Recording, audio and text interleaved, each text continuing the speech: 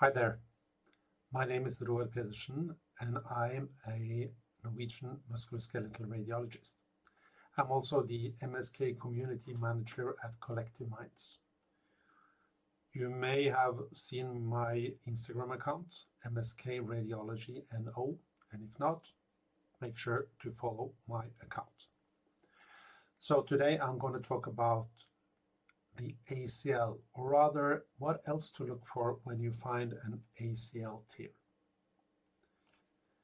The ACL may be thickened, may be of high signal and with distorted architecture and direction. That is the main findings in an ACL tear.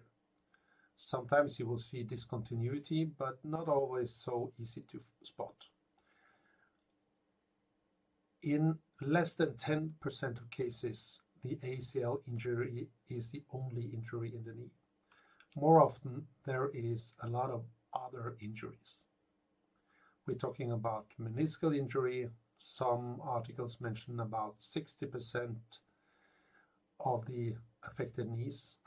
Articular cartilage injury may be commonly seen, and MCL and LCL injury is also often seen. Not so important with the numbers, but remember that ramp lesions, a peculiar type of meniscal tear, is quite common, and we will have a look into that. Lateral meniscus root rupture is important, but not so common. You may find a wrist grip. You may find injuries to the posteromedial, the posterolateral, and the anterolateral corner of the knee. Virtually every structure in the knee can be injured when you have an ACL tear. So remember to look at the iliotibial tract, the collateral ligaments, the articular surface, look for fractures, including the tibial avulsions in the younger patients, as we can see here, where actually the ACL is intact per se, but the distal insertion with a piece of bone is avulsed away from tibia.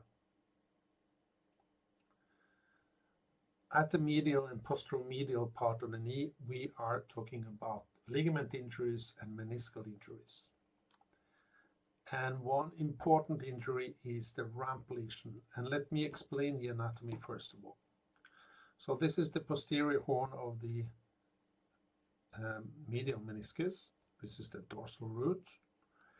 There is a capsule, and there is a ligament from the meniscus to the capsule, and from the meniscus to the tibia, or actually to the insertion of the capsule. So we have the meniscus, we have a meniscocapsular ligament, a meniscotibial ligament, and the posterior capsule as well. You can find these structures on MR. In this case, there is a broad attachment between capsule and meniscus. Sometimes this attachment is quite slender and thin, so bear in mind that there could be anatomical variations. A ramp lesion is a peripheral injury of the meniscus and the capsule, affecting usually the posterior horn in the setting of an ACL tear. And this injury may be missed at MRI and is actually in a somewhat blind arthroscopy spot. So it is important to make an accurate preoperative diagnosis to ensure that the orthopedic surgeon looks in that area and is aware of any potential injury. The incidence of ramp lesions vary from about 15% to about 50%, but if you start looking for them, you will find a lot of ramp lesions, and often in previously non-suspected meniscus, you will find retrospectively also a ramp lesion that you missed. We are looking for irregularity at the posterior margin of the meniscus, and the complete fluid-filled defect between the meniscus and the capsule is the most sensitive sign for detecting a ramp lesion. This is actually a longitudinal tear in the peripheral zone of the posterior horn in many cases, but it can be also posterior to the meniscus in the capsular attachments. We are also looking for soft tissue edema along that meniscus and capsule and bone bruise of the posteromedial tibia, markers of a ramp lesion, but unspecific findings, of course. This is a fluid-filled defect between well, it looks by first glance like a normal meniscus, a black triangle, but there is a fluid-filled defect, a continuity of fluid signal between the meniscus and the capsule, and maybe there is also a piece of the meniscus avulsed from the meniscus in this case. On your right, you see the same injury in another patient. Black triangle, a fluid-filled defect or a fluid line between the meniscus and the capsule, and a small piece of meniscus torn away from the meniscus. On your left side, maybe a little bit more difficult, because in this case there's a lot of edema in the capsular structures, and the meniscus itself looks normal. I think this is also a ramp lesion. Why is it important? Well, it may predispose to increased anterior tibial translation and internal rotation, increasing the risk for graft failure. And these knees with ramp lesions may exhibit accelerated degeneration of cartilage. And the reason for this is that whenever you flex your knee, the semimembranosus attaching to the capsule, attaching to the meniscus, should retract the meniscus from the knee joint, pulling it out and preserving it and shielding it from any compression injury. If that link between those structures is torn in ramp lesion, the meniscus will still stay within the joint in flexion and may be torn and ruptured and lead to degeneration after a ramp lesion. So a ramp lesion is also important to identify because that may change the surgical approach to an ACL repair, necessitating another portal for repairing the ramp lesion and also making the surgeon aware of that ramp lesion so that he or she could poke in that area to find the lesion in that blind arthroscopy spot. The medial ligaments, there's a lot of meniscus, a lot of ligamentous structures. There's the superior or superficial MCL from the femur to the tibia. Just posteriorly to that, the posterior oblique ligament. And these structures merge somewhat together and together with the semimembranosus tendon as well, forming a capsule around the posteromedial corner of the knee.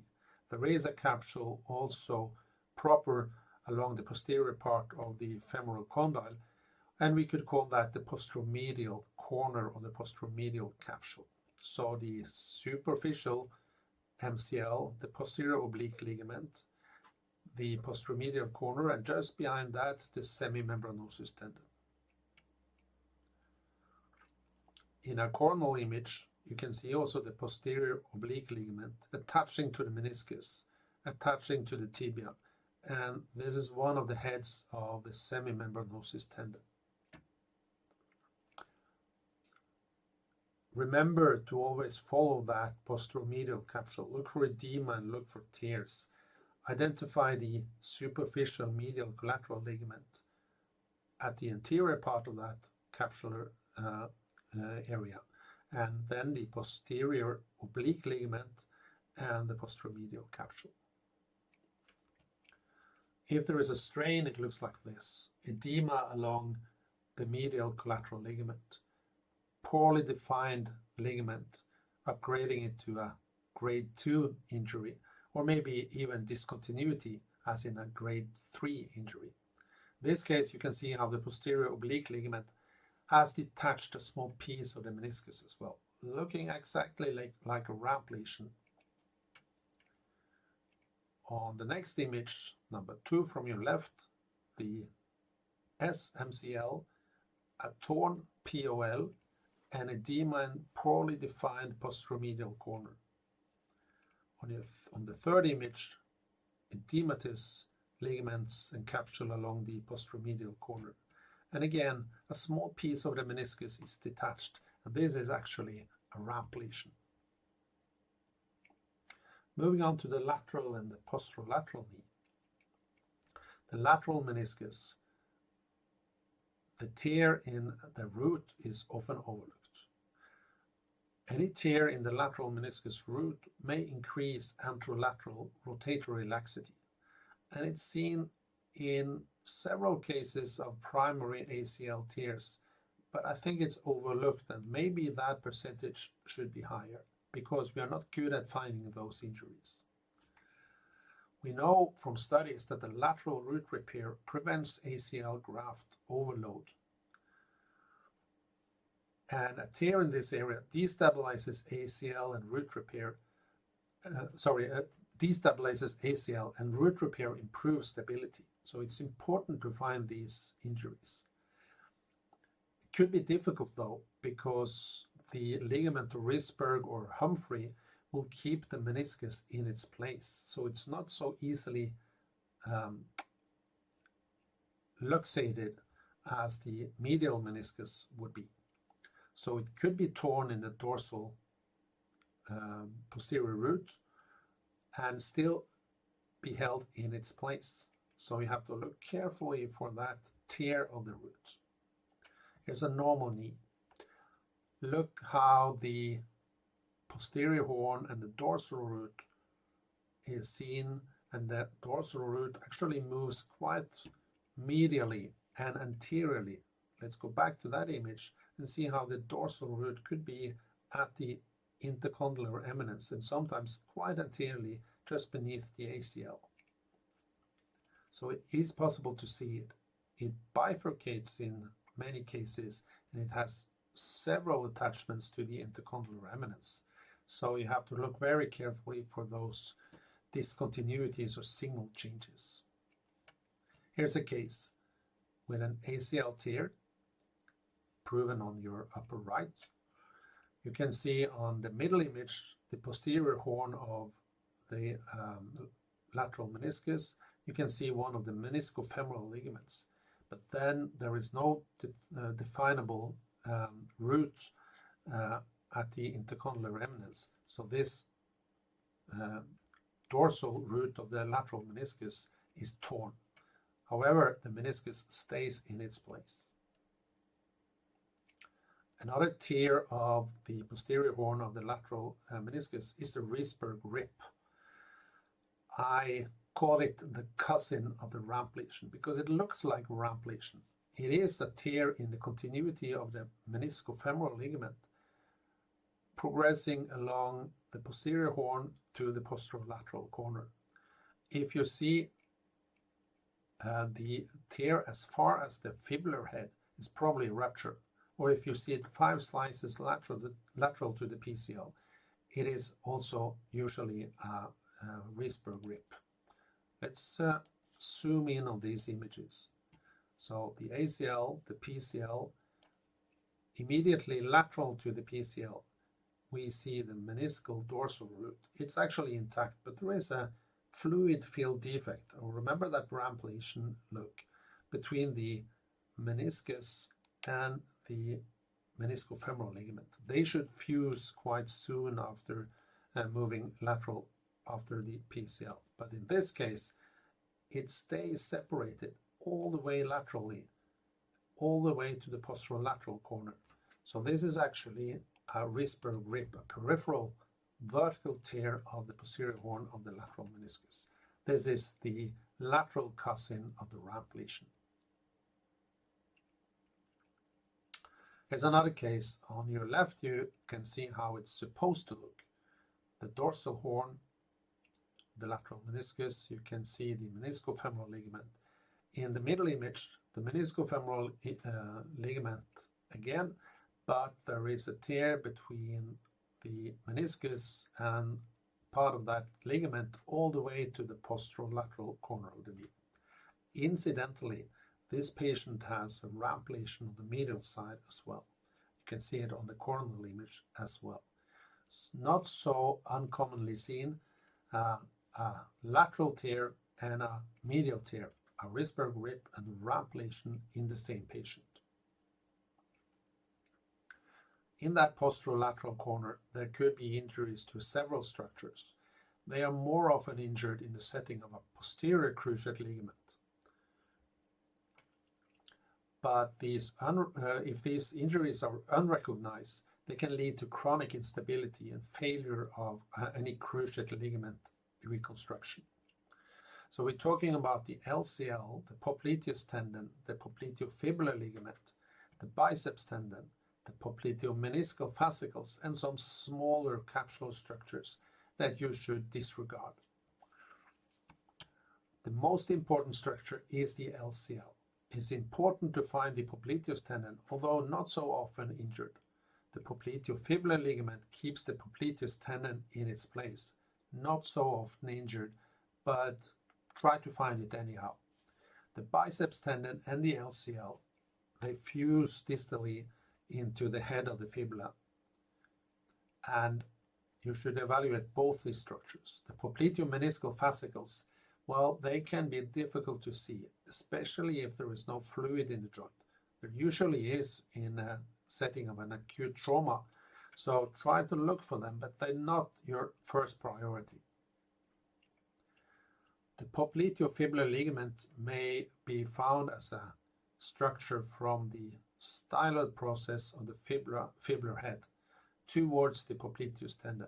It can be quite steep, it can be flattened, depends on the anatomy of the head of the fibula.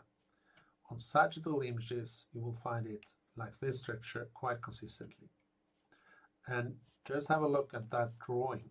This is the idealized course of that ligament from the tip of the fibula towards the popliteus tendon, merging and keeping it in place. As the popliteus tendon has a quite curved course along the posterolateral corner, it's important to keep it in its supposed location. Let's try to see it. This is the popliteus tendon. This is the popliteus tendon.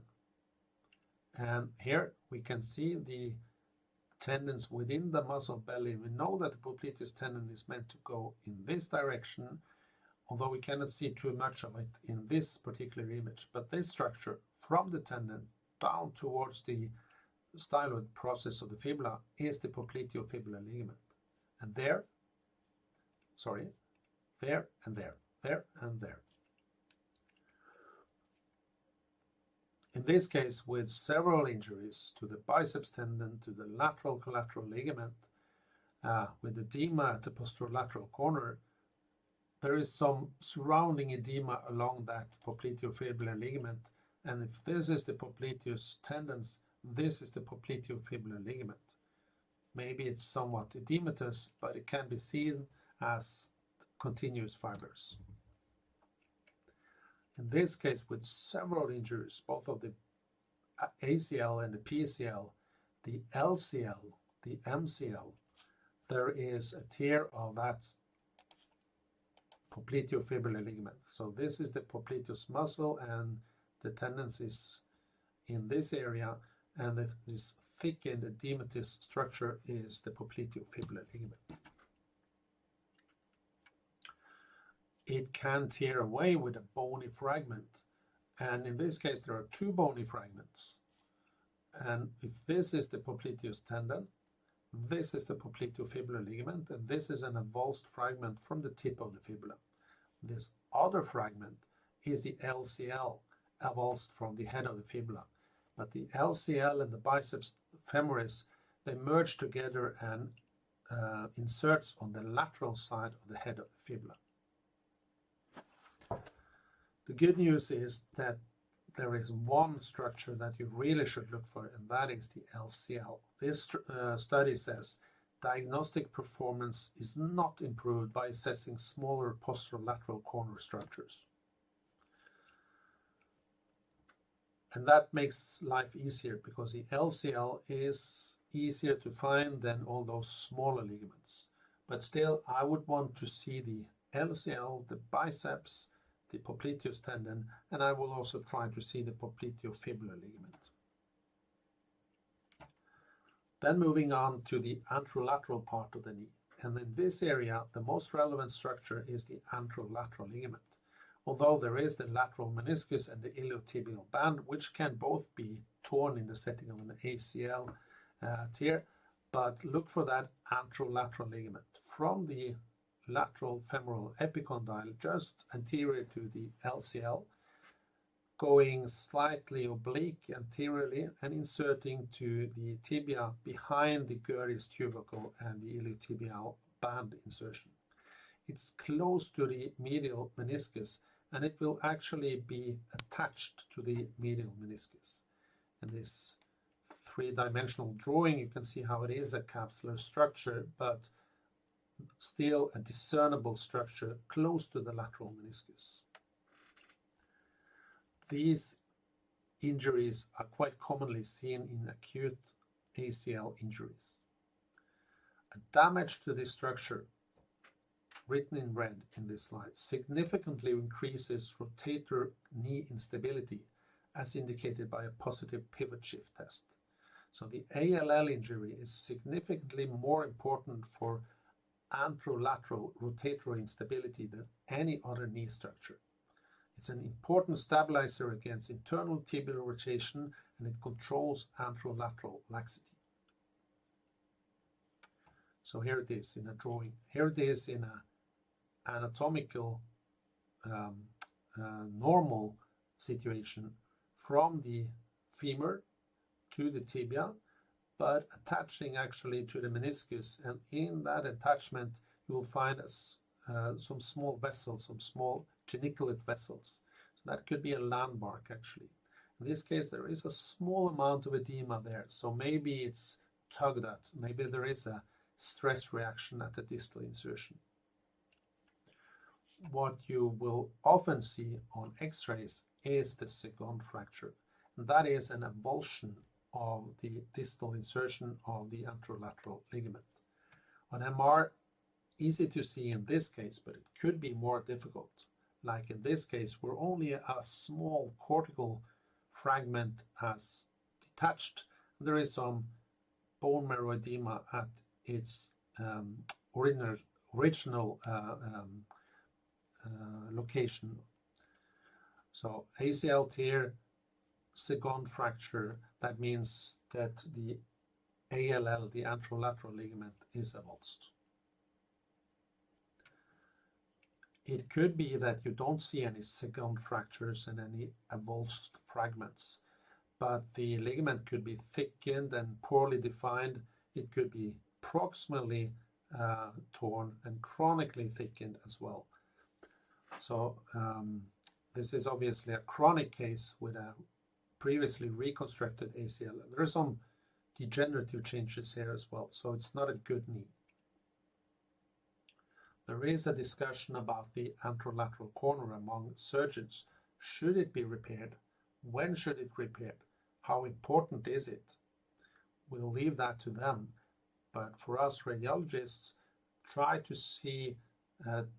look for the ALL and the posterolateral structures whenever you have an ACL injury. Actually, when you have an ACL injury, look for many associated injuries. The meniscal injuries, the ramp lesion, the lateral root tear, the whisper grip. Look at the posteromedial corner for the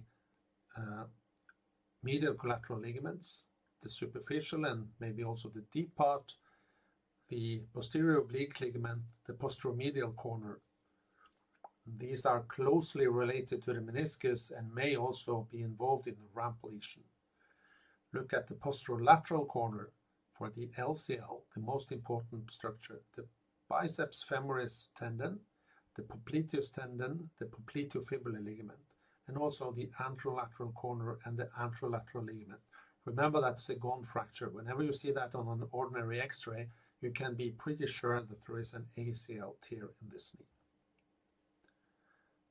Thank you for your attention and good luck finding all these lesions.